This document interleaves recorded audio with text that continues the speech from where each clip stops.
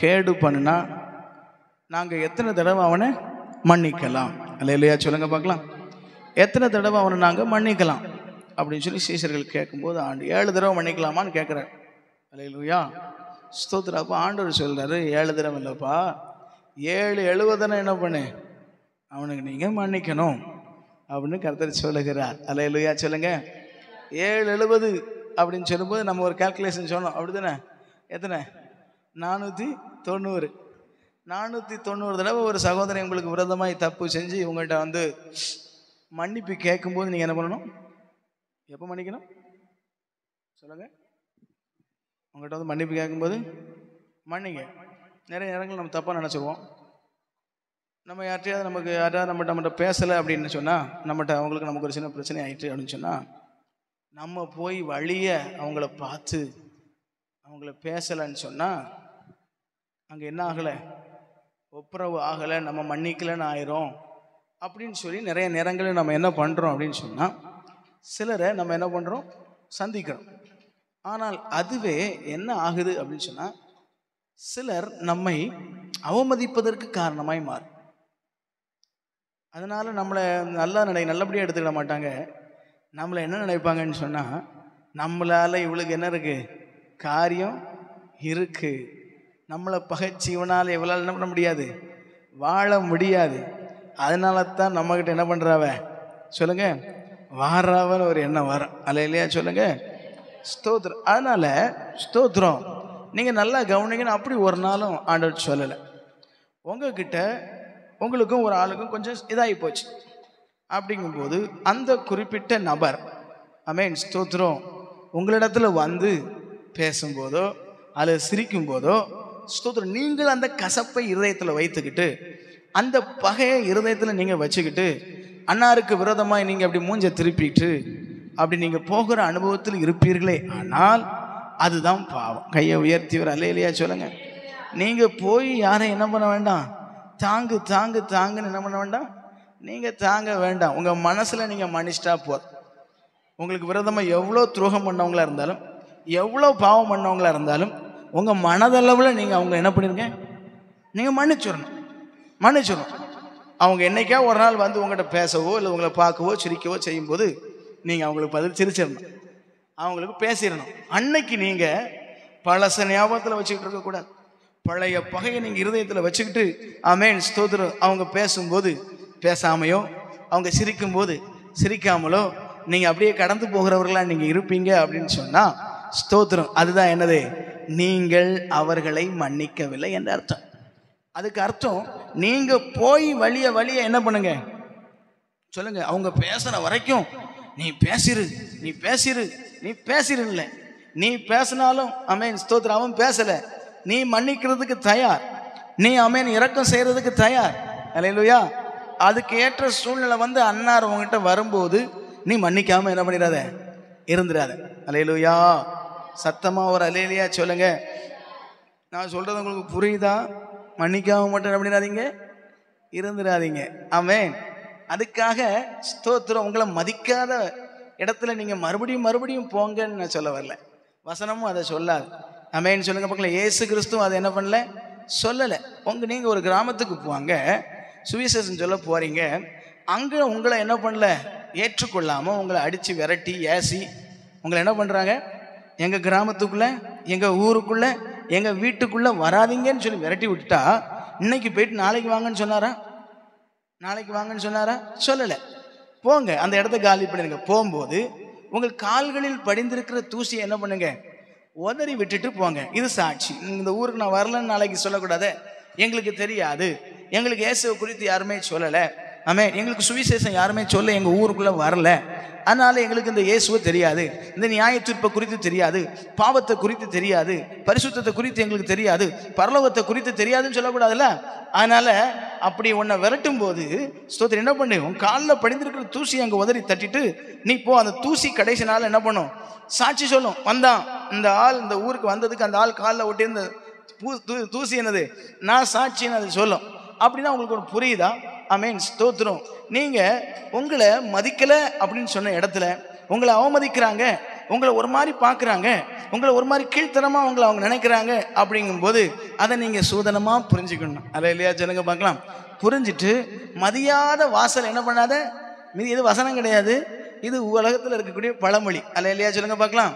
நீங்கள் மிதிக்காதீங்க, அவங்க மிதிச்சா ஏற்றுக்கொள்ளுங்க. கையை உயர்த்தி அல்லேலூயா சொல்லுங்க. நீங்கள் மிதிக்க உங்களுக்கு எங்கே மதிப்பு கிடைக்கலையோ, நீங்கள் எந்த இடத்துல நீங்கள் அவமதிக்கப்பட்டீங்களோ, நீங்கள் எந்த இடத்துல புறக்கணிக்கப்பட்டீங்களோ, ஸ்தோத்திரம், இதுக்கு மேலே உங்கள் மதிப்பு என்ன பண்ணக்கூடாது, நீங்கள் இழக்கக்கூடாது. அல்லேலூயா. நம்மளை ஆண்டவர் அந்த அளவுக்கு என்ன பண்ணல, நம்மளை யாரையும் ஸ்தோத்திரம் சவுட்டி சாணி ஆக்குறதுக்கு நம்மளை கர்த்தர் எந்த இடத்துலையும் ஒப்பு கொடுக்கல. ஆனால் உங்ககிட்ட ஒரு ஆள் இறங்கி வரும் பொழுது அது எவ்வளோ பெரிய பாவம் உங்களுக்கு விரோதமாய் செய்தவர்களாக இருந்தாலும், உங்களுக்கு விரோதமாக எவ்வளோ பெரிய துரோகம் செஞ்சவங்களா இருந்தாலும், அவங்க மனதார உங்களை வந்து மன்னிப்பு கேட்கும் பொழுதோ அல்லது உங்கள் முகத்தை பார்த்து சிரிக்கும் பொழுதோ நீங்கள் பார்க்காமலோ பேசாமலோ போயிட்டீங்கன்னா அன்னைக்கு ஸ்தோத்திரம் உங்களுக்குள்ள இயேசு கிறிஸ்துவனுடைய அன்பு இல்லை. ஏன் தெரியுமா? இயேசு கிறிஸ்து தன்னிடத்துல வந்த எவ்வளோ பெரிய பாவிகளாக இருந்தாலும் அவர் என்ன பண்ணதில்லை, மன்னிக்காம ஒரு நாள் அவர் இருந்ததே இல்லை. கையை உயர்த்தி ஒரு அல்லேலூயா சொல்லுங்க பார்க்கலாம். சத்தமா ஒரு அல்லேலூயா சொல்லுங்க. சில நேரங்களில் நம்ம தவறாய் சில காரியங்கள் என்ன பண்ணிக்கிடுவோம், புரிந்து ஸ்தோத்திரம், இன்னார் நம்மளை இன்னும் மன்னிக்கலை, இன்னார் நம்மளை இன்னும் மன்னிக்கலை, அதனால இன்னும் நம்ம அவங்ககிட்ட என்ன ஆகணும், ஒப்புரவாகணும், இன்னும் நம்ம அவங்ககிட்ட ஐக்கியமாகணும் அப்படின்னு சொல்லி நீங்கள் சில காரியங்களை எடுத்து எடுத்து எடுத்து எடுத்து ஸ்தோத்திரம், நீங்கள் ரொம்ப வேதனை அடைஞ்சி ரொம்ப கஷ்டப்பட்டு சொல்லுவீங்க, நான் ஆண்டவருடைய வசனத்தின்படி கஷ்டப்படுறேன், அது வசனத்தை அறியாதனால வர கஷ்டம். அல்லேலூயா சொல்லுங்க பார்க்கலாம். சத்தமா ஒரு அல்லேலூயா சொல்லுங்க. நீங்க யாரையும் மனதளவுல யாரையும் என்ன பண்ணாதீங்க, பகைக்காதீங்க. உங்களுக்கு விரோதமாய் பகை செய்து எவ்வளோ பெரிய பகைங்கராக இருந்தாலும் உங்ககிட்ட வரும்போது மன்னிக்காமல் இருக்காதீங்க. இதுதான் என் ஆண்டவர் நமக்கு கற்று தந்தது. கையை உயர்த்தி ஒரு அல்லேலூயா சொல்லுங்க. சத்தமா ஒரு அல்லேலூயா சொல்லுங்க.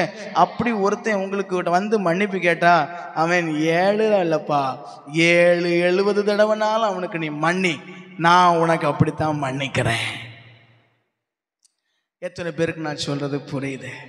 ஆண்டவர் நமக்கு அப்படித்தான் மன்னிக்கிறாரு. நம்ம ஒன்றும் பெரிய பரிசுத்தவான்கள் கிடையாது. நம்ம ஒன்றும் அவர் சொன்ன வார்த்தையை கேட்டு அப்படியே இருதயமாகிய பலகையில் எழுதி இரும்பு பொறிப்பை போல பொறித்து வைத்து அதை அப்படியே கடைபிடித்து வாழ்றவங்க ஒன்றும் கிடையாது. அல்லேலூயா சொல்லுங்க பார்க்கலாம். சத்தமா ஒரு அல்லேலூயா சொல்லுங்க. எத்தனை முறை வசனங்களை மறக்கிறோம், எத்தனை முறை சூழ்நிலைகள் வரும் பொழுது நமக்கு ஸ்தோத்திர அசாதாரணமாக இருக்கும் பொழுது வசனங்களை மறந்து போயிடுறோம், நம்ம ஆண்டவரை மறந்துடுறோம், பரிசுத்தத்தை மறந்துடுறோம், அழைப்பை மறந்துடுறோம், நிறைய தடவை தவறிடுறோம். அல்லேலூயா சொல்லுங்க. நிறைய தடவை ஆண்டவருக்கு துரோகம் பண்றோம், நிறைய தடவை வசனத்தை அறிந்தே பேசக்கூடாத பேசுறோம், வசனத்தை அறிஞ்சே செய்யக்கூடாத செயல்களை செய்கிறோம். ஆனாலும் மனம் குற்றப்படும் பொழுது, ஆனாலும் மனதளவில் ஒரு நாள் உணர்த்தப்படும் பொழுது ஆண்டுடைய சமூகத்தில் போய் மனங்கசந்து, ஆண்டவரே நமக்கு விரோதமான பாவம் செஞ்சிட்டேன்னு சொல்லும்போது அவர் உடனே என்ன பண்றார் தெரியுமா? அவர் மன்னிக்கிறவராக இருக்கிறார். அவர் மன்னிக்கிறதுனால தான் நமக்கு எத்தனை தடவை மன்னிக்கணும்னு சொல்லித்தாரார். அவருடைய இரக்கத்துக்கு முடிவே இல்லை. அது பாட்டு இல்லை, அது வசனம். அல்லேலூயா சொல்லுங்க. சத்தமா ஒரு அல்லேலூயா சொல்லுங்க. அவருடைய அன்புக்கு அளவே இல்லை. அவர் நம்மளை எவ்வளோ மன்னிக்கிறார் தெரியுமா? எவ்வளோ எத்தனை தடவைனாலும் அவர் மன்னித்து கொண்டே இருக்கும் பொழுது நான் சொல்லலாமா, இவனுக்கு எத்தனை தடவை தான் நான் மன்னிக்கிறது, இவனுக்கு எத்தனை தடவை தான் நான் இறங்குறது? அதனால தான் இப்போ நான் இறங்குறதே கிடையாது, அதனால தான் இப்போ நான் அவனை கண்டுகிறதே கிடையாது, மன்னிக்கிறதே கிடையாது நம்ம சொல்லலாமா?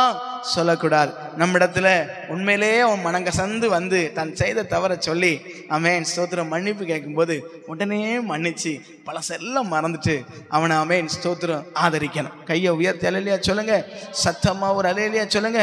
அது கொஞ்ச நாள் போகும், அந்த அன்பு கொஞ்ச நாள் போகும். மறுபடியும் ஒரு நாள் என்ன பண்ணுவான், உங்களுக்கு எனக்கு விரோதமாய் தன் குதிங்காலை தூக்குவான். அல்லேலூயா. சத்தமா ஒரு அல்லேலூயா சொல்லுங்க. தூக்கத்தான் செய்வான் மனுஷன், அப்படித்தான்.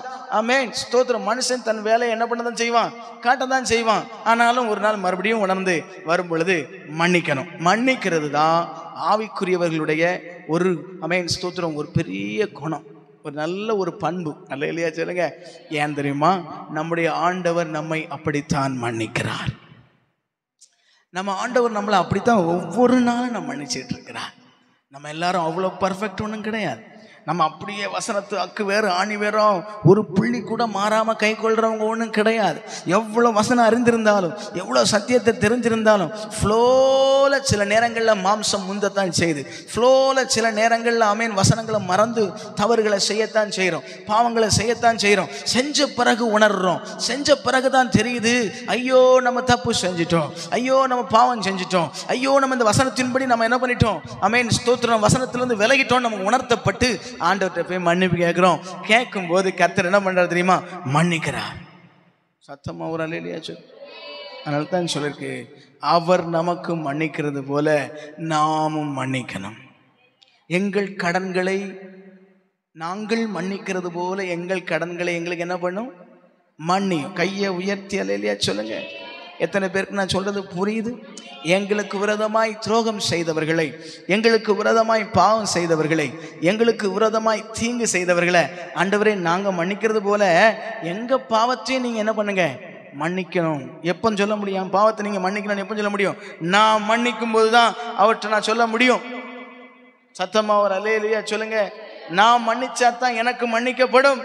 நான் யாரையும் மன்னிக்க மாட்டேன், நான் எதையும் மறக்க மாட்டேன், நான் எதையுமே நான் மன்னிக்கவும் மாட்டேன், மறக்கவும் மாட்டேன். நான் கசப்பையும் பழியையும் இருதயத்தில் சுமந்துட்டு வஞ்சகத்தையும் ஆமேன் ஸ்தோத்திரம் அந்த கசப்போடையே நான் இருப்பேன். ஆனால் அவர் மட்டும் என் பாவத்தை நான் உருகி கேட்ட உடனே மன்னிச்சிடணும். ஆனால் அவர் மட்டும் என் துரோகத்தை மன்னிச்சிடணும், அவர் மட்டும் நான் அவருக்கு விரோதமாக செய்த காரியங்களை மன்னிச்சிடணும்னு சொன்னா அது எவ்வளவு ஒரு ஆமேன் மோசமான ஒரு காரியம்.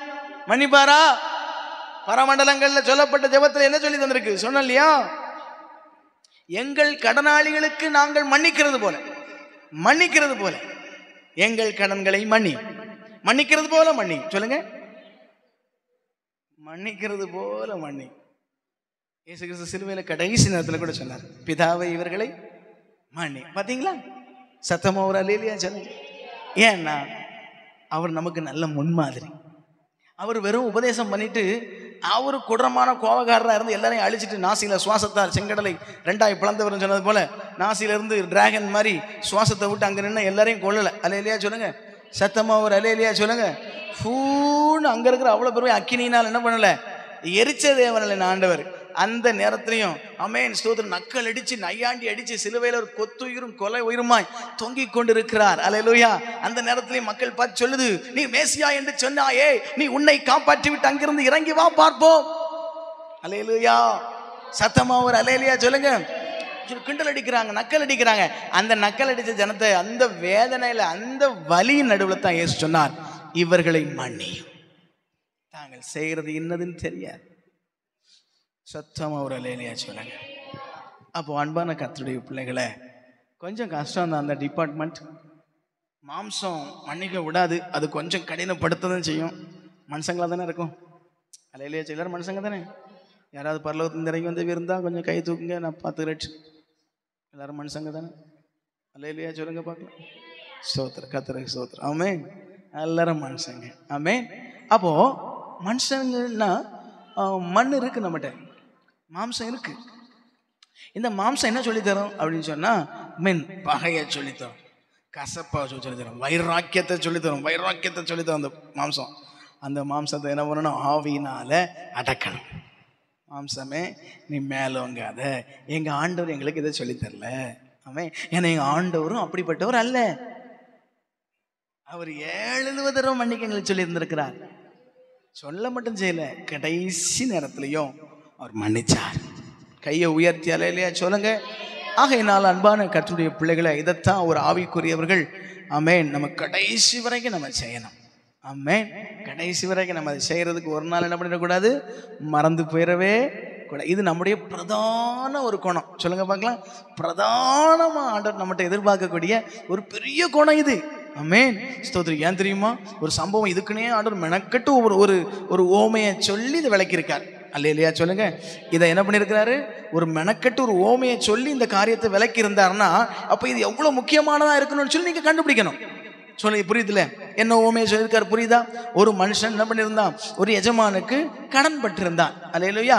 கொஞ்சம் கடன் பட்டிருந்தான். சாரி, பெரிய கடன். கொஞ்சம் கடன் இல்லை, பெரிய கடன். அல்லேலூயா சொல்லுங்க பார்க்கலாம். பெரிய கடன் பட்டிருந்தான். அதான் அமேன் ஸ்தோத்திரம். அந்த எஜமான அந்த மனுஷனை கூப்பிட்டு உன் கடத்தை எல்லாம் தந்துட்டு போப்பா அப்படின்னு சொல்லும்போது அவன் சொல்றான், ஐயா எனக்கு அதை தர்றதுக்கு உண்டான நிர்வாகம் எனக்கு இப்போ இல்லை, அதனால எனக்கு நீங்க கொஞ்சம் என்ன பண்ணணும், கால அவகாசம் தரணும், இறங்கணும், நான் எல்லாத்தையும் தந்துருவையான்னு சொல்ல அவன் மனம் கசந்து அவன் அழுது கேட்கும் போது அந்த எஜமானவனுடைய சூழ்நிலைய, அவன் பேக்ரவுண்டு, அவன் காலத்துக்கும் வேலை செஞ்சாலும் இந்த கடத்தை என்ன பண்ண மாட்டான், இவன் அடைச்சிட மாட்டானே, சே பாவம், ஆமென். சரி நமக்கிட்ட என்ன பணமா இல்லை, சரிப்பா போப்பா, ஆமென், இனியாவது என்ன பண்ணு, கடன் வாங்காம எடுத்து நல்லா இரு, நிம்மதியா இரு, போ குடும்பத்தோடு சந்தோஷமா இரு, உன் கடத்தெல்லாம் என்ன பண்ணிட்டேன் மன்னிச்சிட்டேன்னு விட்டாராம். அது இல்லையா சொல்லுங்க. இது கடத்தை பத்தி சொன்னது கிடையாது. நம்ம எல்லாம் அப்படிதான் படிச்சுட்டு பேசாம நல்ல ஒரு கதை படிச்ச மாதிரி போயிட்டு இருக்கோம். கடத்துக்கு சொன்னது இல்லை, அவனுக்கு விரோதமாய் செய்யப்பட்டது. அவன் பெரிய பாவி. அல்லேலூயா சொல்லுங்க. சத்தமா ஒரு அல்லேலூயா சொல்லுங்க. இது எதுக்கு உதாரணமா சொல்லியிருக்குன்னு சொன்னா, நாம எல்லாரும் யார் தெரியுமா, மன்னிக்க முடியாத மரண தண்டனைக்குரிய பாவம் நம்ம மேல சுமத்தப்பட்டிருந்து, பாவத்தின் சம்பளம் மரணம் என்கிற ஒரு கடன் நம்ம மேல இருந்துச்சு. என்ன கடன் சொல்லுங்க பார்க்கலாம். மரணம் என்கிற கடன். பெரிய கடனா சின்ன கடனா சொல்லுங்க. இது பெரிய கடனா சின்ன கடனா சொல்லுங்க, வாயை திறந்து. இது பெரிய கடன். இந்த பெரிய கடனை நம் எஜமான் என்ன பண்ணிருக்கிறார், நமக்கு மன்னித்திருக்கிறார். ஆமென் சொல்லுங்க பார்க்கலாம். கிருபையாய் மன்னித்திருக்கார். கல்வாரி சிலுவையில் சிந்தின ரத்தத்தினால இலவசமா என்ன பண்ணிருக்கிறாரு, உனக்கு பெரிய கடத்தை ஆமே நான் மன்னிச்சிட்டேன்பா போன்னு சொன்னார். போன நம்ம என்ன பண்றோமா தெரியுமா, நமக்கு அண்டை அயலகத்தில் இருக்கிற அமேன் ஸ்தோத்திர மக்கள் அல்லது நம்முடைய சக விசுவாசிகள், நம் சொந்தங்கள், பந்தங்கள், பிள்ளைகள், தாய் தகப்பன் மத்தியில அவர்கள் நமக்கு விரோதமாக ஏதாவது தீங்கு செய்வார்கள். அல்லேலூயா சொல்லுங்க. தீங்கு செய்வார்களா செய்ய மாட்டார்களா? செய்யத்தான் செய்வார்கள். செய்யும் போது ஸ்தோத்திரம் நமக்கு மன்னிச்சதை மறந்துடுறோம். நம்ம ஒரு சின்ன இந்த மனுஷங்க நமக்கு செய்யற பாவம் இருக்கு இல்லையா, அது என்ன தெரியுமா, வசனம் சொல்லுது அது சின்னதான், சின்ன கடன், கொஞ்சம் கடன் தானே சொல்லியிருக்கு. அவனுக்கு ஒருத்தன் கொஞ்சம் கொடுக்கணுமா, அதை மன்னிக்காம என்ன பண்ணானா, கழுத்தை பிடிச்சி சட்டையை பிடிச்சி இழுத்து இப்போ பணத்தை வச்சுட்டு போன்னு சொன்னானா. இது எதுக்கு அடையாளமா இருக்கு அப்படின்னு சொன்னா, நமக்கு மன்னிக்கப்பட்டதோ மரண தண்டனைக்குரிய கடன். ஆமேன்னு சொல்லுங்க பார்க்கலாம். பெரிய கடன், சுமக்க முடியாத கடன், அடைக்கவே முடியாத கடன், ஆயுசுக்கு வேலை செஞ்சாலும் அடைக்க முடியாத கடனையாக்கும் அவர் மன்னிச்சிருக்கார். அப்படி இருக்கும்போது நான் என் சகோதர சகோதரிகள் இடத்துல, என் சபை விசுவாச மக்கள் இடத்துல, எனக்கு உடன் சகோதரர்கள் இடத்துல, அல்லேலூயா, என் அண்டை அயலகத்துல எனக்கு விரோதமாய் அவர்கள் செஞ்ச துரோகத்துக்காக, பாவத்துக்காக அமேன் அவர்கள் மனங்கசந்து வருந்தும் பொழுது அதை நான் மன்னிக்காமல் அமேன் ஸ்தோத்திரம் நான் அவர்களை அமேன் பழிக்கு பழி வாங்குகிறவனாக அல்லது அதற்கு கடினமான காரியங்களை செய்கிறவனாக நான் இருப்பேன் அப்படின்னு சொன்னா, அது ஆண்டவர் எப்படி பார்க்கிறார் தெரியுமா? அவனுக்கு நான் பெருசா மன்னிச்சா அவனுக்கு ஒரு சிறுசை என்ன பண்ண முடியல, மன்னிக்க முடியல அப்படின்னு சொன்ன உடனே ஸ்தோத்திரம் என்ன பண்ணாரா, அவன் ஆட்களை அனுப்பிவிட்டு அவனை பிடிச்சிட்டு வாங்கன்னு சொன்னார். கையை உயர்த்த இல்லையா சொல்லுங்க. தேவன் பிடிக்கும் ஒரு காலம் வரும். ஆமேன்னு சொல்லுங்க பார்க்கலாம். தேவன் பிடிக்கிற ஒரு காலம் வருங்கிறத ஒரு நாளும் மறந்துடக்கூடாது. அது என்ன தெரியுமா, அது நம்முடைய மரணம். கையை உயர்த்தி ஒரு அல்லேலூயா சொல்லுங்க. சத்தமா ஒரு அல்லேலூயா சொல்லுங்க. தேவன் பிடிக்கும் நாளில் எதைத்தான் பார்க்கிறாரு, நீ மன்னிச்சியா நான் உனக்கு மன்னிச்சேன், நீ மன்னிச்சியா நான் உனக்கு மன்னிச்சேன், நீ மன்னிச்சியா. என்னைக்கு பிடிக்கிற நாள் என்னது, கூட்டுவாங்கன்னு சொல்ற நாள். இன்னைக்கு எல்லாரையும் ஒரு நாள் கூட போறாரு இல்லையா, அவனை கூட்டுவாங்க, தூதர்கள் வேலைக்காரங்க வந்து கூட்டு போறாங்க. அது யாரு சொல்லுங்க, வாயை திறந்து. நிறைய மரிச்சவங்க கடைசி நேரத்தில் சொல்லியிருக்கிற நிறைய வார்த்தைகள், நிறைய கணக்கெடுப்பு சொல்லுது. என்னன்னு சொன்னா, இதோ 2 தூதர்கள் வந்திருக்கிறாங்க, என் பக்கத்தில் நிற்கிறாங்கன்னு சிரித்த முகத்தோட மறைச்சிருக்கிறாங்க. அல்லேலூயா சொல்லுங்க. அப்போ ஆண்டவருடைய பிள்ளைகள் மறிக்கும் போதெல்லாம் ஸ்தோத்திரம் தூதர்கள் வந்து கூட்டிட்டு போறது நிறைய பேர் சொல்லியிருக்காங்க. அதே போல பாவத்தில் உழன்று அசுத்தத்தில் மறிக்கிற ஒரு மனுஷன் நிறைய பேர் கணக்கெடுப்பு சொல்லியிருக்கிறாங்க. நிறைய பேர் வாய் உளறி இருக்குது. சாகும்போது ஆமே ஏதோ 2 கருத்த உருவம் வருது, ஒரு கருத்த மனுஷன் வாரான், கருன்னு இருக்கான், ஆமேன் என்ன வந்து என்ன பண்ண வரான், பிடிக்க வாரான், என்ன பிடிக்க கொண்டு போறான், என்ன கொண்டு போறான், அலறி ஆட்கள் செத்து இருக்கு. அல்லேலூயா சொல்லுங்க. அது யாரு சொல்லுங்க பார்க்கலாம், பிசாசு. அப்போ உங்களுக்கு ஒன்று புரியுதா? வேலைக்காரன் அனுப்பி அவனை கூட்டிட்டு வான்னு சொல்றாரு. அது எது சொல்லுதுன்னா, நம்ம ஒரு நாள் திரும்பணும் மறந்துடக்கூடாது. அதுக்கு முன்னாடி கொடுக்கப்பட்டிருக்கிற காலத்தில் எல்லாரையும் மன்னிக்கணும். ஜென்ம துரோகியையும் உங்கள்கிட்ட மனங்கசந்து அவங்கள்ட்ட வந்தா மன்னிச்சு தான் ஆகணும். அல்லேலூயா சொல்லுங்க பார்க்கலாம். சத்தமா அல்லேலூயா சொல்லுங்க பார்க்கலாம். நீங்க மன்னிக்கலன்னு சொன்னா உங்களுடைய பாவங்களை இயேசு மன்னிக்க மாட்டார். எத்தனை பேருக்கு நான் சொல்றது புரியுது? ஆமென். அவனை பிடிச்சிட்டு போய் என்ன பண்ணாங்கன்னு தெரியல உங்களுக்கு. பிடிச்சிட்டு போய் நான் உனக்கு இவ்வளோ பெருசாக மன்னிச்சிருக்க, நீ ஒரு சிறிய கடனை மன்னிக்க முடியலையா உனக்கு? இவனை பிடிச்சிட்டு போய் அழுகையும் பற்கடிப்பும் உள்ள புறம்பான இருள இவனை தள்ளி போடுங்கள். அல்லேலூயா. சத்தமா ஒரு அல்லேலூயா சொல்லுங்க. வெளியே விட்டுருக்கும் போதே கடத்தை அடைக்க முடியல, இனி புறம்பான இருள போட்ட கடத்தை அடைக்க முடியுமா? இதை உங்களால் யோசிக்க முடியலையா? முதல்ல நாளும் வேலை செய்ய விட்டுருந்தார். ஆமேன்னு சொல்லுங்க. வேலை செஞ்சு கடத்தை அடைப்போம். அதுதான் உயிரோடு இருக்கிற நாட்கள். ஆமேன்னு சொல்லுங்க பார்க்கலாம். அப்பவுமே நம்ம செஞ்ச கடத்தை நம்மளால என்ன பண்ண முடியாதான்? புரியுதா? நம்ம கடத்தினா என்னது? அந்த பாவத்தின் சம்பளம் மரணத்தை. ஆமேன். பாவம் இருக்கு இல்லையா, பாவத்தின் மரணத்தை நம்மளால நிவர்த்தி செய்யவே முடியாதனால தான் அவர் மன்னிச்சார். புரியுதா? வெளியே திரியும் போதே அதை நிவர்த்தி செய்ய முடியாது. அப்படி இருக்கும்போது கொண்டு நரகத்தில் தள்ளியாச்சுன்னா இனி எங்க இருந்து அந்த கடத்தை அடைப்பீங்க? முடியாது. நித்திய நித்திய நித்திய நித்திய நித்திய காலமாய் அந்த அக்கினியில கடந்து உழல வேண்டியதுதான். ஆமேன்னு சொல்லுங்க பார்க்கலாம். அதனால கொடுக்கப்பட்டிருக்கிற காலம் இது. கொடுக்கப்பட்டிருக்கிற காலத்துல உங்களை உங்களால எவ்வளவு மன்னிக்க முடியுமோ, ஆமேன் ஸ்தோத்திரம், யாரெல்லாம் மன்னிக்க முடியுமோ எல்லாரும் என்ன பண்ணுங்க, மனசார மன்னிச்சிருங்க. அல்லேலூயா சொல்லுங்க பார்க்கலாம். சத்தமா ஒரு அல்லேலூயா சொல்லுங்க பார்க்கலாம். ஸ்தோத்திரம். ஆண்டவர் உங்களை ஆசீர்வதிப்பாராக. அடுத்த வசனம் நம்ம வாசிப்போம். 23 இருந்து ஸ்தோத்திரம் நம்ம வாசிக்க ஆரம்பிங்க. எப்படி எனில்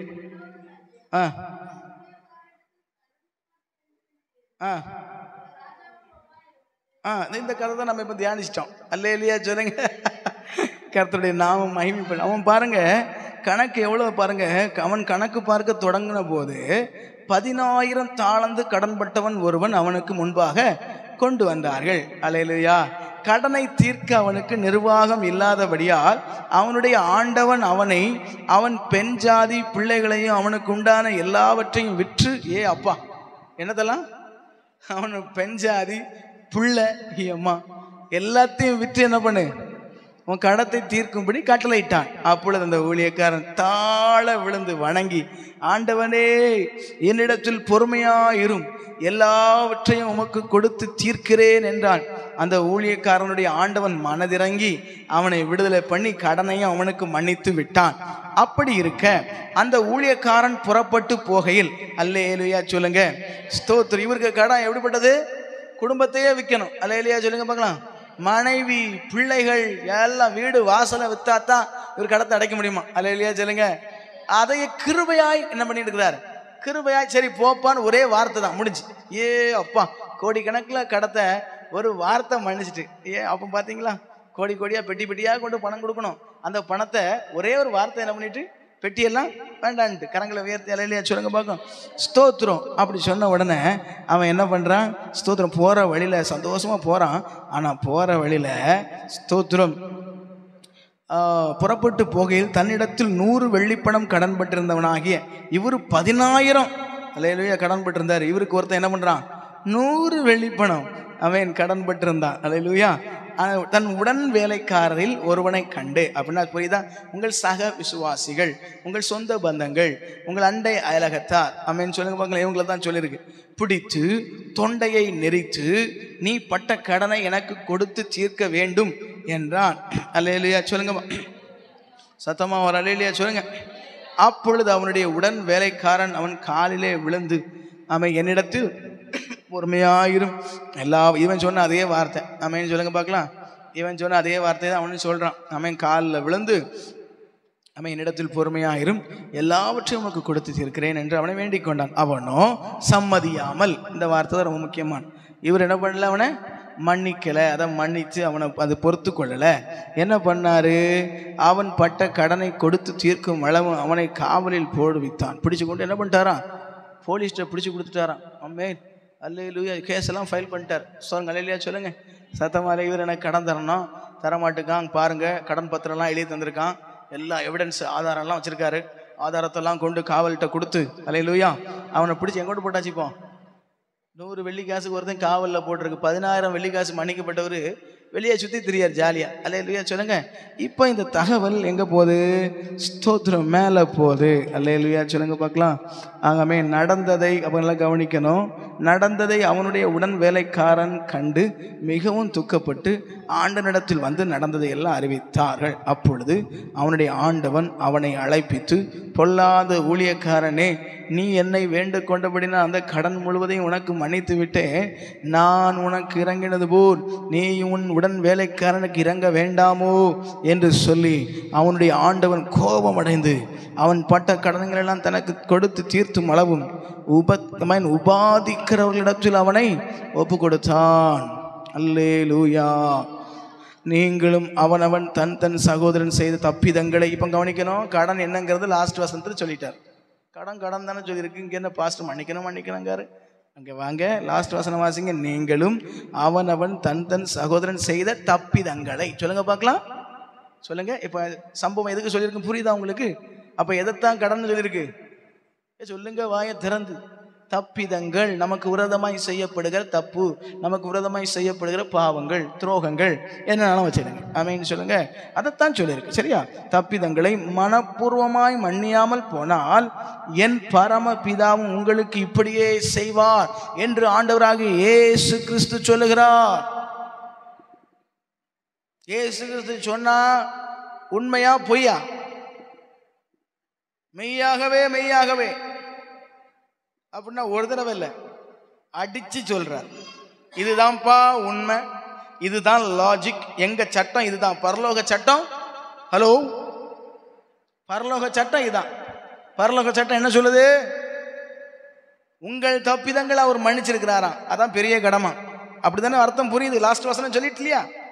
அப்போ நமக்கு விரோதமாய் செய்யப்படுகிற தப்பிதங்கள், தவறுகள், துரோகங்கள், பாவங்கள் எல்லாவற்றையும் நாம் என்ன பண்ணணும்? மனப்பூர்வமா மன்னிக்கணுமா? என் பரமபிதா அப்பொழுது உங்கள் பாவங்களை அவர் என்ன பண்ணுவாராம்?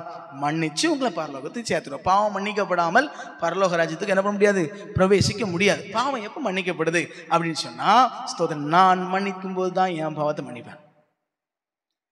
நான் மன்னிக்கலைன்னு சொன்னா, நான் காலில் விழுந்தாலும் சரி, கையில் விழுந்தாலும் சரி, நான் தலைகீழ நின்று ஜெபம் பண்ணாலும் சரி, அதுதான் சொல்லி காலில் விழுந்து பணிந்து கொள்றேன்னு என்ன அர்த்தம்? ப்ரேயர். அது எதை குறிக்குது? ஜெபம். ஆண்டவரே என்னை மன்னியும், என்னை மன்னியும், எனக்கு இறங்கும் கர்த்தாவே. ஸ்தோத்திரம், அல்லேலூயா. எனக்கு என்ன பண்ணும் கர்த்தாவே? சொல்லுங்க வாயை திறந்து. இறங்கும் கர்த்தாவே, என் பாவங்களை எல்லாம் மன்னியும் கர்த்தாவே, என் துரோகங்களை மன்னியும் கர்த்தாவே அப்படின்லாம் சொல்லி ஜெபம் பண்ணுறதுதான் காலில் விழுறது, தாழ தரல விழுறதுன்னு அர்த்தம். ஆமென். ஜெபம் பண்ணாலும் நீ மன்னிச்சியா? வசனம்லாம் வாசிச்சல்ல, உபதேசத்தெல்லாம் கேட்டல்ல, இதெல்லாம் கதை மாதிரி கேட்டுட்டு இருந்தியோ? நல்ல கதை இன்னைக்கு சொல்லியிருக்காங்க பாஸ்டர், கர்த்தருக்கு ஸ்தோத்திரம் சொல்லிட்டு போயிட்டு வந்திருந்தேன். கதை சொல்கிறதுக்காக பாஸ்டரை வச்சுருந்தேன். கதைக்காக உனக்கு பைபிளில் நான் இவ்வளோ சம்பவங்கள் எழுதி வச்சுருக்கேன்.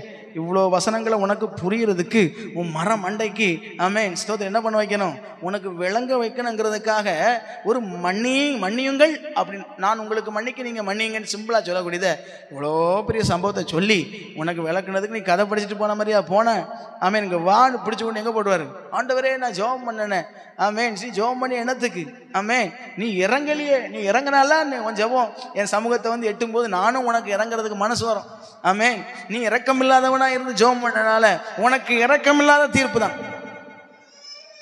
ஆமென் சொல்லுங்க. இரக்கமில்லாம ஜெபம் பண்ணா என்னதான் கிடைக்கும்? இரக்கமில்லாத தீர்ப்பு தான் கிடைக்கும். இரக்கத்தோடு ஜெபம் பண்ணா இரக்கமுள்ள தீர்ப்பு கிடைக்கும். உங்க ஆண்டவரை முதல்ல நீங்க என்ன பண்ணிக்கணும்? சொல்ல மாட்டீங்க. அண்டர்ஸ்டாண்ட் பண்ணிக்கணும். கர்த்தர் யாரு, அவர் எப்படிப்பட்டவர்? நம்மளை மாதிரி கிடையாது. கண்டிப்பா நம்மளை மாதிரி அவர் என்ன பண்ணாங்க? ஒரு நாளும் யோசிக்காதீங்க. அவர் நம்மளை மாதிரி பார்க்குறவரும் கிடையாது, அவர் நம்மளை மாதிரி யோசிக்கிறவரும் கிடையாது, அவர் நம்மளை மாதிரி பேசுறவரும் கிடையாது, நம்மளை மாதிரி பார்க்குறவரும் கிடையாது. கையை உயர்த்தி சொன்னார் இல்லையா? மனுஷன் பார்க்கிற பிரகாரமாய் நான் பாரேன். மனுஷன் எதை பார்ப்பான்? உங்கள் முகத்தை பார்ப்பான், உங்கள் உருவத்தை பார்ப்பான், உங்கள் வசதி வாய்ப்பை பார்ப்பான், உங்கள் அமேன் ஸ்தோத்திரம் உங்கள் கெத்தை பார்ப்பான். அல்ல இல்லையா சொல்லுங்க. உங்கள் வெளியில் இருக்கக்கூடிய உங்களுடைய இதெல்லாம் பார்த்தா ஒரு ரெஸ்பெக்ட் தருவார். உங்களை மதிப்பார், உங்களுக்கு சல்யூட் போடுவார், வணக்கம் அடிப்பார். ஆமே, ஸ்தோத்திரம். அது மட்டும் உங்கள்கிட்ட இல்லைன்னு வைங்க, உங்கள்கிட்ட சரியான பண வசதி இல்லை, உங்கள் வஸ்திரமும் நீங்கள் நல்ல வஸ்திரம் கொடுக்கல, ஸ்தோத்திரம், நீங்கள் வந்திருக்கிறதும் ஒரு ஓட்ட சைக்கிளில் வந்திருக்கிய அப்படின்னு சொன்னால் உங்களை மதிக்க மாட்டான். அல்லேலூயா. இது மனுஷன் பார்க்கறதுப்பா, நான் இப்படி பார்க்க மாட்டேன். அல்லேலூயா சொல்லுங்க. நான் இப்படி பார்க்குற ஆளு கிடையாது. ஆமே, ஸ்தோத்திரம். நான் உங்கள் அந்தரங்கத்தை பார்க்கிறவர். நான் யாரு? ஆண்டவர் யாரு? உங்கள் அந்தரங்கத்தை பார்க்கிற பிதான்னு எத்தனை தடவை சொல்லியிருக்கார்? உன் அந்தரங்கத்தை பார்க்கிற பிதா உனக்கு வெளியரங்கமாய் பதில் தருவார். அப்படின்னா என்ன அர்த்தம்? நீங்கள் நானும் ஆராதிக்கிற தேவன் மனிதர்கள் பார்த்து எடை போடுகிறது போல உங்களுடைய உருவத்தையோ, உங்களுடைய அழகையோ, உங்கள் வஸ்திரத்தையோ, நீங்கள் வச்சு உங்கள் வீட்டையோ, உங்கள் பணத்தையோ, உங்கள் பேங்க் பேலன்ஸையோ, நீங்கள் கழுத்துலையும் காதலையும் போட்டிருக்கிறதையோ வச்சு எடை போடுகிற தேவன் அவர் கிடையவே கிடையாது. உலகம்தான் அதை வச்சு எடை போடும். உலகம்தான் இதெல்லாம் வச்சு தான் உங்களை மதிக்கிறதா மதிக்காதான்னு உலகம் எதை வச்சு தான் தீர்மானம் போடும். சொல்லுங்க, இதெல்லாம் தராசில் வச்சு பார்த்துட்டு தான் உங்களுக்கு மரியாதை வேணுமா இல்லை வேற எதாவது வேணுமான்னு சொல்லி அதை யோசிச்சு நமக்கு சொல்லும். ஆனால் ஆண்டவர் அப்படி கிடையவே கிடையாது. ஸோ ஆண்டவருடைய குவாலிட்டி, ஆண்டவருடைய குணத்தை நீங்கள் முதல்ல என்ன பண்ணிக்கணும்? நீங்கள் புரிஞ்சுக்கணும். ஆமேன்னு சொல்லுங்க, சத்தமா அல்லேலூயா சொல்லுங்க. அதே நேரத்தில் கவனிங்க, நிறைய இடத்துல மக்களால் ஆகாதுன்னு தள்ளப்பட்டவர்கள், மக்களால் கொலை செய்வதற்கு ஏதுவான குற்றம் செஞ்சு கையும் மெய்யுமாய் பிடிக்கப்பட்டவர்களை கூட அவர் ஒன்றுமே இல்லாமல் என்ன பண்ணியிருக்கார் அந்த இடத்துல. இதுதான் நம்ம ஆண்டவருடைய குவாலிட்டி. நம்ம தீர்ப்பு செய்கிற மாதிரி அவர் தீர்க்க மாட்டார். நம்ம தீர்ப்பு மாதிரி அவருடைய தீர்ப்பு இருக்காது. அதனால எடுத்த பிடிச்சவங்க எதுவும் தீர்த்திடக்கூடாது, யாரையும் நியாயம் தீர்த்திடக்கூடாது, யாருக்கும் தீர்ப்பு வழங்கிடக்கூடாது. அல்லேலூயா சொல்லுங்க பார்ப்போம். சத்தமாக யாரையும் ஆமேன் சோத்திரம், யாருக்கும் என்ன பண்ணிடக்கூடாது, யாரையும் ஒரு இது எடை போட்டுறக்கூடாது, யாரையும் அண்டர் எஸ்டிமேட் பண்ணிடக்கூடாது. ஆமேன். என்னை ஆண்டவர் பார்க்குற விதம் வேற மாதிரி இருக்கும், நீங்கள் பார்க்குற மாதிரி அவர் பார்க்க மாட்டார். ஸோ நீங்கள் கவனமாக இருக்கணும். நீங்கள் வசனத்தில் அவரை பார்த்துக்கணும். வசனம் எப்படி சொல்லுதோ அவரை புரிஞ்சு அவர் போல நீங்களும் பரிமாறிக்கணும். அல்லேலூயா சொல்லுங்க. ஸ்தோத்திரம். ஆண்டவருடைய நல்ல நாமம் மகிமைப்படுவதா. சரி, 35ஆம் வசனம் வரைக்கும் இந்த சம்பவத்தை தான் அங்கே என்ன பண்ணப்பட்டிருக்கு, சொல்லப்பட்டிருக்கு. இவ்வளோ பெரிய சம்பவம் சொல்லி ஆண்டவர் இதை விளக்கணும் அப்படின்னு சொன்னால் அது உண்மையிலேயே அது ரொம்ப ரொம்ப ரொம்ப ரொம்ப முக்கியமான ஆவிக்குரிய வாழ்க்கையில் மிக மிக மிக இம்பார்ட்டண்ட், ரொம்ப முக்கியம். என்ன சொல்லுங்க பார்க்கலாம். அவர் நமக்கு மன்னித்திருக்கிறது பெருசு. நம்ம இந்த பூமியில் இருக்கிற மற்றவங்களுக்கு நம்ம மன்னிக்கிறது எல்லாம் சிறுசு. ஸோ சிறுசை மன்னிக்கிறதுல அமேன் ஸ்தோத்திர உற்சாகமாக இருந்தீங்கன்னா பெருசை மன்னித்தவர் அமேன் இன்னும் உங்களுக்கு மன்னிப்பார். கையை உயர்த்தி ஒரு அல்லேலூயா சொல்லுங்க. சத்தமாக ஒரு அல்லேலூயா சொல்லுங்க. இன்னும் உங்களுக்கு மன்னித்து அவர் இறங்கி உங்களுக்கு அமேன் ஸ்தோத்திர நித்திய ஜீவனை தருவார். கையை உயர்த்தி அல்லேலூயா சொல்லுங்க. ஸ்தோத்திரம். ஆண்டவருடைய நல்ல நாமம் மகிமைப்படுவதாக. ஸ்தோத்திரம். சரி, 19ஆம் அதிகாரம் 1ஆம் வசனம் வாசிங்க பார்க்கலாம்.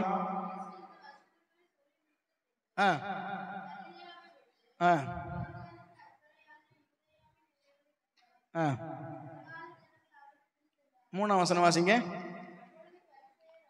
அப்பொழுது பரிசேயர் அவரை சோதிக்க வேண்டும் என்று அவரிடத்தில் வந்து, புருஷனானவன் தன் மனைவியை எந்த முகாந்திரத்தினாலாகிலும் தள்ளி விடுவது நியாயமா என்று கேட்டார்கள். கையை உயர்த்தி சத்தமாக ஒரு அல்லேலூயா சொல்லுங்க பார்க்கலாம். ஸ்தோத்திரம் ஸ்தோத்திரம். நல்லா கவனிக்க. இங்கே ஒரு வார்த்தையை நம்ம பார்க்குறோம். பரிசேயர் அவரை சோதிக்க வேண்டுமென்று அவரிடத்தில் வந்து. அல்லேலூயா ஸ்தோத்திரம். கேள்விகள் சிலர் நம்மகிட்ட கேட்பாங்க. ஆமென். கேள்விகள் ரெண்டு விதத்தில் இருக்கு. ஒன்று, நம்மளை மடக்கிறதுக்காக ஒரு சிலர் கேள்வி கேட்பாங்க. ஒரு சிலர் உண்மையிலே தங்களுக்கு இருக்கிற ஐயத்தை, தனக்கு இருக்கிற சந்தேகத்தை எப்படியாவது கேட்டு சரி பண்ணிக்கணும், தெரிஞ்சுக்கணுங்கிற வாஞ்சியோடு கேட்குறவனும் இருப்பான். அந்த கேட்குற விதத்திலேயே நமக்கு தெரிஞ்சுக்கலாம். அல்லேலூயா. கேட்குற கேள்வியிலே நம்ம தெரிஞ்சுக்கலாம். இது சந்தேகத்தை கேட்கறதுக்காக நம்மகிட்ட கேட்குறவன் இல்லை, இவன் நம்மளை மடக்கிறதுக்காக கேட்குறவன், இவன் சோதிக்கும்படி கேட்குற கேள்வி. அல்லேலூயா சொல்லுங்க. எத்தனை பேருக்கு நான் சொல்றது புரியுது? இங்கே பரிசேயர்களுடைய கேள்வியெல்லாம் எப்படி இல்லை தெரியுமா? சீசர்களும் நிறைய கேள்வி கேட்டாங்க. ஆமென் சொல்லுங்க. சீசர்கள் இயேசுகிட்ட கேள்வி கேட்டாங்களா, கேட்கலையா? நிறைய இடத்துல சீசர்கள் இயேசு இடத்துல சந்தேகம் கேட்டார்கள். ஆமென். அவர்கள் கேட்ட சந்தேகம்லாம் எப்படி இருந்துச்சுன்னு சொன்னால், தங்களுக்கு இருந்த உண்மையான டவுட்டை இயேசு கிறிஸ்துட்ட கேட்டு கிளியர் பண்ணுறதுக்காக என்ன பண்ணாங்க, தெரிஞ்சுக்கணுங்கிற ஆர்வத்தோடு கேட்டது சீசர்கள். நீங்கள் யாருன்னு நீங்கள் கவனிச்சுக்கணும். அல்லேலூயா சொல்லுங்க. சீஷர்களாக கேட்கணும் கேள்வி. ஆமென், ஸ்தோத்திரம். ஒரு காரியத்தை தெரிஞ்சு வச்சுக்கிட்டு, ஆமென், ஸ்தோத்திரம், இதில் பாஸ்டரை என்ன பண்ணணும், இந்த கேள்வியை கேட்டு மடக்கணும்னு சொல்லிட்டு என்ன பண்ணக்கூடாது. கேட்டணும் நம்ம என்ன யாராயிருவோம். பரிசேயர்கள் தான் நிறைய இடத்துல கேள்வி கேட்க வரும்போதெல்லாம் அவரை சோதிக்கும்படி கேள்வி கேட்டார்கள். சீசர்கள் யாராவது அவரை சோதிக்கும்படி கேட்டாங்களா?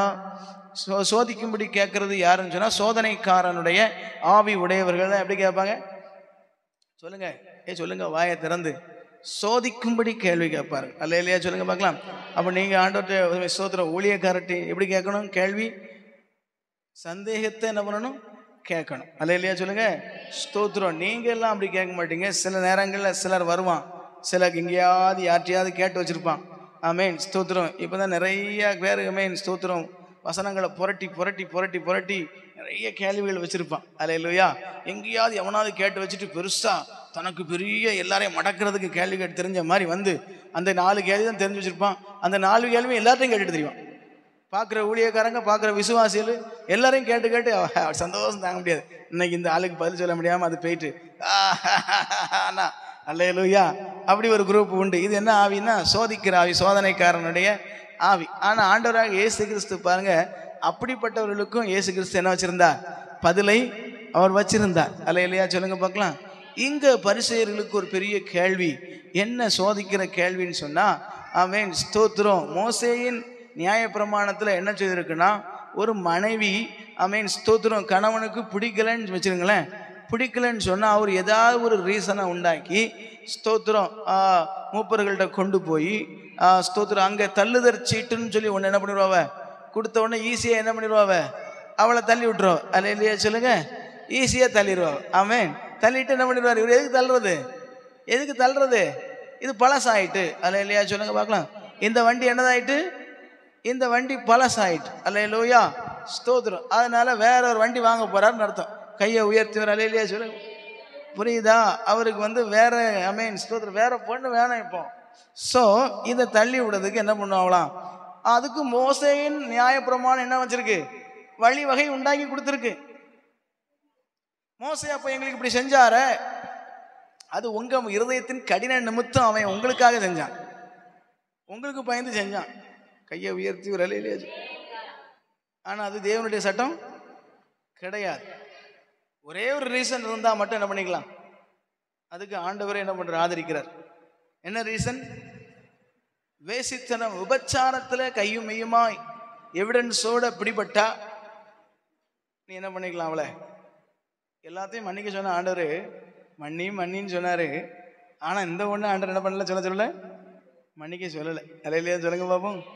இது ரொம்ப கொடூரமானது. ஆமென் ஸ்தோத்திரம். ஒரு நல்ல புருஷனால என்ன செய்ய முடியாதுன்னு சொன்னா, இந்த காரியத்துல தன் மனைவி தவறிட்டாள் அப்படின்னு சொல்லி தெரிஞ்சிச்சுன்னு சொன்னா, அதுக்கு பிறகு அவளோட நிம்மதியாக என்ன பண்ண, நல்ல புருஷனை சொல்லிட்டு இருக்கேன். அல்லேலூயா சொல்லுங்க பாப்போம். ஸ்தோத்திரம். சில ஆட்கள் தெரிஞ்சாலும் என்ன பண்ணோம், ஆமென் ஸ்தோத்திரம், அது இப்படி போயிட்டுன்னு தெரிஞ்சாலுமே ஆமென் அழுவான், கதறுவான், அவள் என்னை விட்டுட்டு போயிட்டா, எப்பா இப்படி சூழ்நிலை ஆகிப்போச்சா, இப்போ வேற ஆள் கூட இருக்கா, இருந்தாலும் இவன் என்ன பண்ணுவான், எப்படியா என் மனைவி எனக்கு திரும்ப வேணும், மனைவி போய் 4 மாதம் ஆச்சு. அல்லேலூயா சொல்லுங்க. 4 மாதம் ஆச்சு. ஆமென் சொல்லுங்க ஸ்தோத்திரம். என் மனைவி எனக்கு வேணும்னு சொல்லி போராடிட்டே இருப்பான்.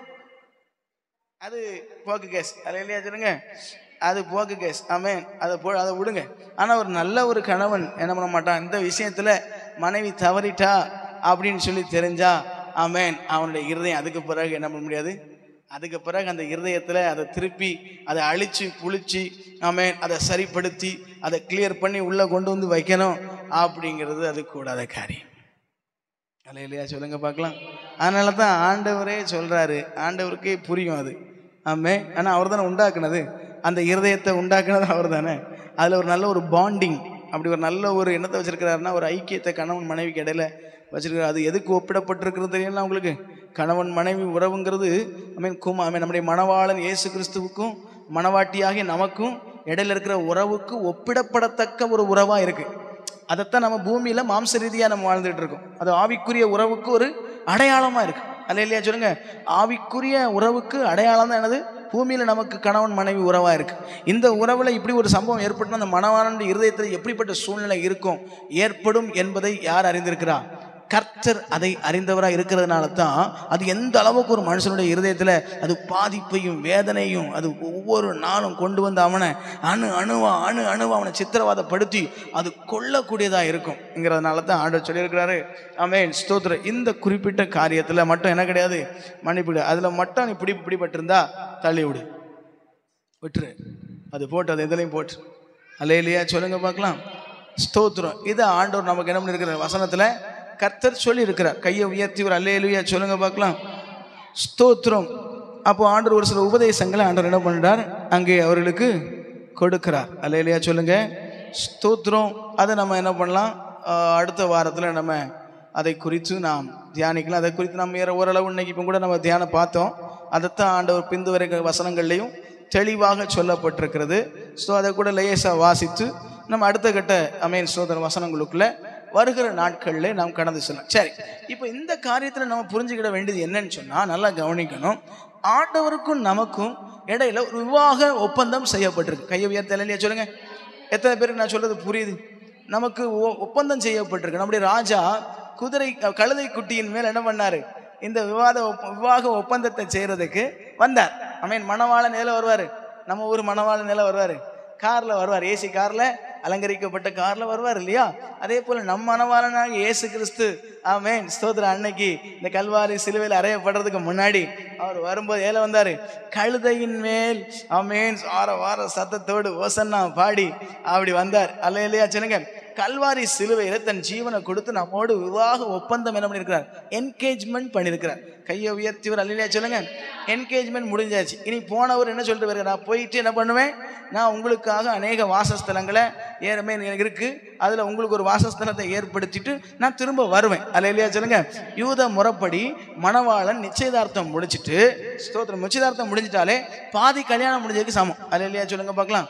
யூதர்களுடைய முறைப்படி முக்காவாசி கல்யாணம் முடிஞ்சதுக்கு சமம். என்னது, ஒரு நிச்சயதார்த்தம் பண்ணப்பட்ட ஒரு கப்புள் அவங்க பிரியணும் அப்படின்னு சொன்னால் நம்ம ஊரில் ஈஸி, ஒன்றுமே சொல்ல வேண்டாம், சொல்லாமல் கொள்ளாமலே என்ன பண்ணிக்கலாம், ஃபோன்லேயே பேசி முடிச்சிடலாம். அல்லேலூயா. ஆனால் யூத முறைப்படி ஒரு நிச்சயதார்த்தம் பண்ணப்பட்ட ஒரு கப்புள் பிரியணும்னு சொன்னால் அதுக்கு சட்டப்படி ஆமென் ஸ்தோத்திரம் என்ன பண்ணணும், அதுக்கு விளக்கு வாங்கணும். ஒரு டைவர்ஸ் வாங்குறதுக்கு சமம் அது. ஒரு டைவர்ஸ் வாங்குறதுக்கு எவ்வளோ போராட்டம் வேண்டியிருக்குமோ அவ்வளோ போராட்டம் எது உண்டு, ஒரு என்கேஜ்மெண்ட் பண்ணப்பட்ட கப்புளுக்கு உண்டு. கையை உயர்த்தி ஒரு அல்லேலூயா சொல்லுங்க. அவங்களுக்கு கிட்டத்தட்ட குறைஞ்சது 10 மாதம் அந்த மணவாளனுக்கும் மணவாட்டிக்கும் கேப் கொடுக்கணும், டைம். என்கேஜ்மெண்ட்லேருந்து கல்யாணத்துக்கு எவ்வளோ கேப் உண்டு சொல்லுங்க பார்க்கலாம். 10 மாதம் கேப் கொடுக்கணும். இதுதான் சட்டம். 10 மாதம் 10 மாதத்துக்கு மேலே கூட இருக்கலாம். எதுக்கு இந்த 10 மாதம் கொடுக்குறாங்கன்னு சொன்னால், இந்த மணவாளன் ஒருவேளை இந்த மணவாட்டியை இனி கூட்டிகிட்டு போய் வச்சு வாழ்கிறதுக்கு சொந்தமாக தனியாக ஒரு வீடு இவர் கட்டலைன்னு சொன்னால், இந்த 10 மாதத்துக்குள்ளே போய் என்ன பண்ணியிருக்கணும், இவர் தன் மணவாட்டியை கல்யாணம் பண்ணி கொண்டு தன்னுடைய வீட்டில் கொண்டு போய் என்ன வைக்கணும். அதுக்காக கொடுக்கப்படுற நாள். அதனால தான் ஆண்டவராக இயேசு கிறிஸ்து போகும்போது சொல்லிட்டு போனார், உங்களுக்கு ஒரு வாசஸ்தலத்தை, என்ன மணவாளன் செய்ய வேண்டிய வேலை, என்கேஜ்மெண்ட் பண்ணியாச்சு, போகிறாரு. போகும்போது சொல்கிறாரு, உங்களுக்கு ஒரு வாசஸ்தலத்தை ஆயத்தம் பண்ணிட்டு வாரேன். அல்லேலூயா. கையை உயர்த்தி ஒரு அல்லேலூயா சொல்லுங்க.